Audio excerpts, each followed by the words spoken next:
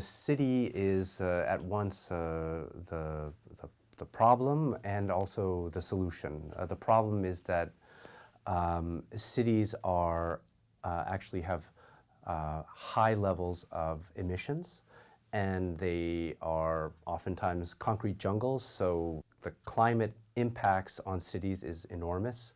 But on the flip side, the solution is the cities too, because the cities have the density, the compactness that are required to be more efficient in terms of land use, in terms of protecting the surrounding agricultural lands, rather than having this regional sprawl that we see that is extremely wasteful and inefficient.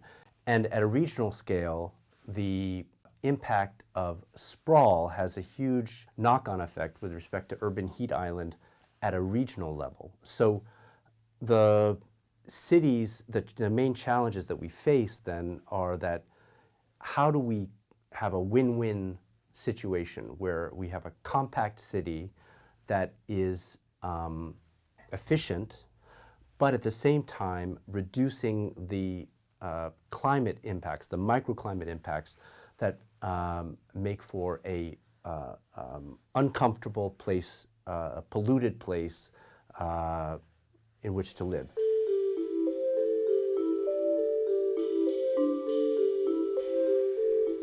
We reduce the concrete jungle. We essentially create sort of four main sort of areas of action.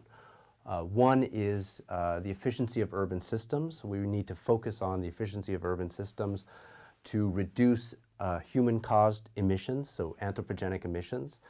That's from automobile use, that's from factories, that's from how we actually live and work in the cities. It's a kind of human behavior that comes into play.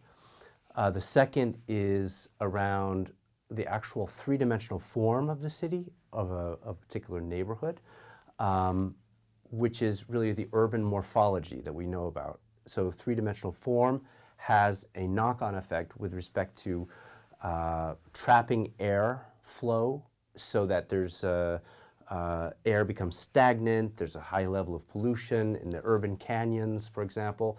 We need to actually create a more passive ventilation approach in the city to allow for natural airflow to occur, especially in the summertime, and at the same time allow for natural light to come into the urban canyons to create a good quality of life for the pedestrian.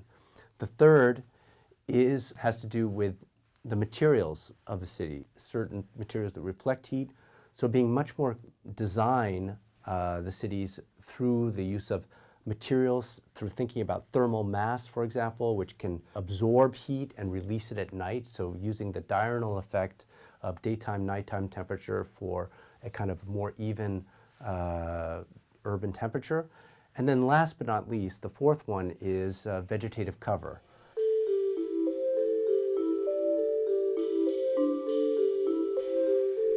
So we've really focused on the link between research and action, and we have developed some innovative teaming to confront these challenges, and we have done a number of projects, prototypical projects.